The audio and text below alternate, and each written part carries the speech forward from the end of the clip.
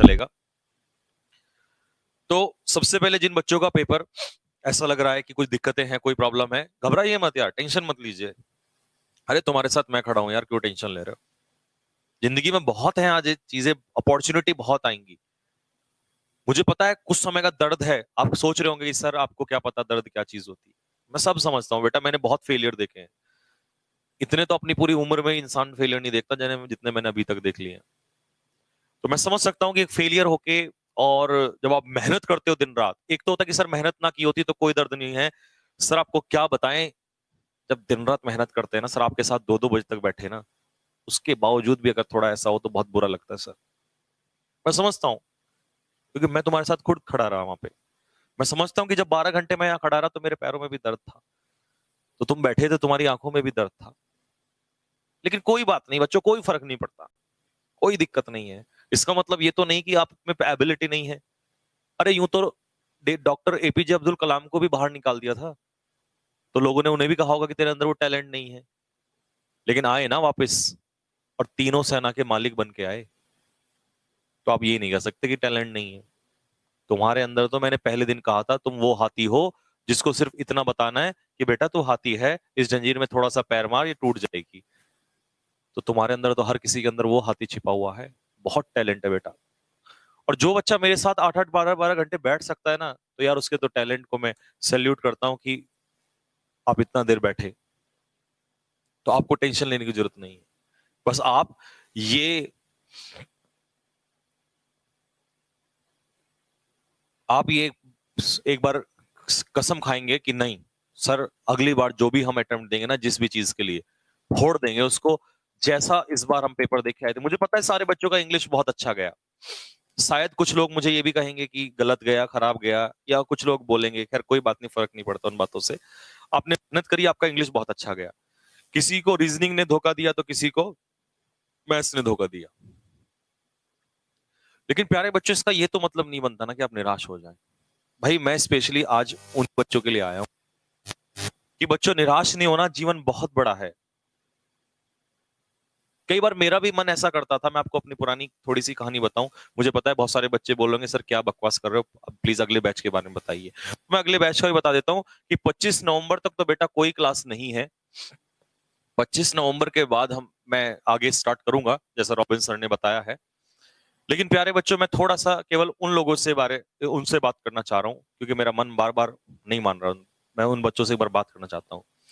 बेटा मेरा ऐसा मन किया था जब मैं भी अपने फेज आप ही की तरह था, तो कई बार बहुत मन करता था, बोलता कि यार सुसाइड कर लूं, और मैं कुछ छोड़ के चला जाऊं, घर छोड़ के चला जाऊं, सुसाइड कर लूं, मैं ये कर लूं। ये जब फेलियर होते थे, मैं कई बार एसएसबी जाता था, कभी स्क्रीनिंग आउट हो जाता था, कभी कॉन्फ्रेंस आउट हो जाता था। तो वो दर्द आप समझ रहे होंगे कि, क्योंकि आप तो जानते हैं उस फेज को। तो मैं बहुत परेशान होता था, रोता था बैठ के, अकेला भी रोता था, कई बार कोई सुनने वाला नहीं होता था।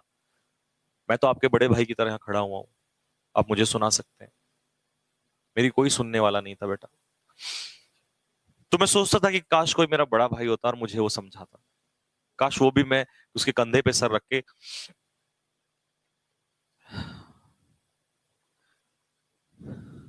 ऐसा मैं बहुत बार सोचता था बेटा उस समय पे।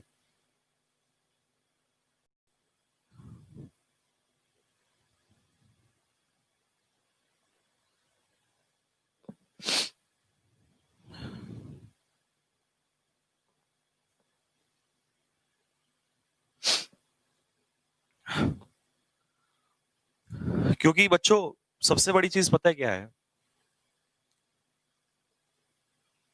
बहुत सारे लोगों को इस समय इस भारत में ये नहीं पता चल रहा कि इतनी सारी मेहनत फ्री ऑफ कॉस्ट सर पढ़ा रहे हैं, कोई चार्ज नहीं लेते, कोई पैसा नहीं लेते। शायद देखो बच्चे, जिसने कभी मुसीबत ना देखी हो, तो वो इंसान शायद इन सब चीजों को नहीं समझ पाएगा। मैं उस दौर से गुजरा हूं जहां मैं, पता है आप लोगों को,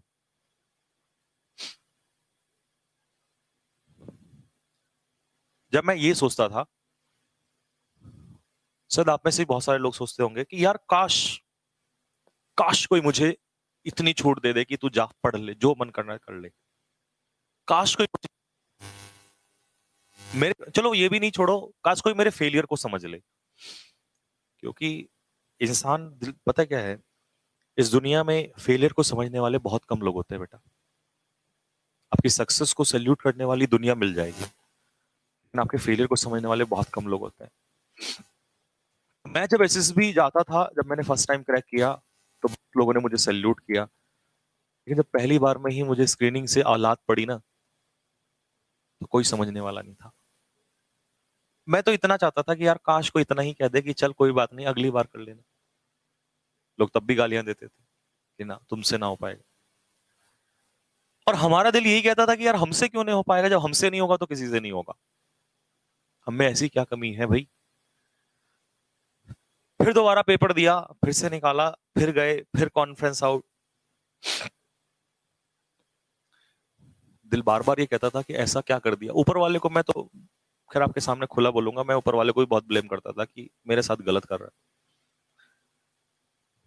तो उस समय एक ही बात आती थी कि काश कोई तो सहारा दे दे यार, कोई तो कंधे पे सर रख के ऐसे रोने का मन करता कि यार कोई तो कह दे, वाह मेरे बच्चे, वाह मेरे शेर, चल कोई बात नहीं आगे बढ़। ऐसा नहीं है, माता पिता कहते थे, लेकिन उनको भी क्या जवाब दें, उनकी तो गलती नहीं थी ना। तो मैं प्लीज सबसे पहले उन बच्चों को समझाना चाहता हूं, मेरे बच्चों, अगर आप मुझे थोड़ा बहुत भी मानते हैं, तो जिंदगी में हारना नहीं है यार। क्यों नहीं हारना? क्योंकि तुमने 12-12 घंटे क्लास ली है बैठ के, पता है आपको? वो रात के 2 बजे वाली क्लास मेरे को याद है, जब आंखें लाल होती थी और तुम सारे बैठे हुए थे, पता है। मैं उसी दिन समझ गया था कि आप सभी बहुत मेहनत करने वाले हैं। आपको एक ऐसा लीडर चाहिए जो आपके आगे चले। तो यार क्या हुआ अगर कोई पेपर खराब हो गया? अगर कोई पेपर खराब हो गया तो क्या उससे तुम्हारा टैलेंट खत्म हो गया क्या? क्या मुझे एसएसबी वालों ने निकाल दिया था तो क्या मैंने जिंदगी में जीना छोड़ दिया? मैंने काम, मैं तो उतना और खतरनाक होता चला गया। क्या डॉक्टर एपीजे अब्दुल कलाम को निकाला एसएसबी से तो क्या वो उनके अंदर टैलेंट नहीं था? यार वो तीनों सेनाओं के मालिक बन बैठे।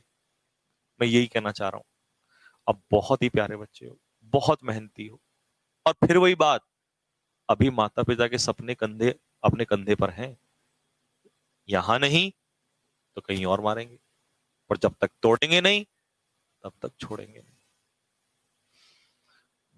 मैं आपका कमांडर आपसे वादा करता हूं, मैं फिर लौट के आऊंगा कुछ दिनों में। आप मेरी मुसीबत को थोड़ा सा समझेंगे अभी, शायद बहुत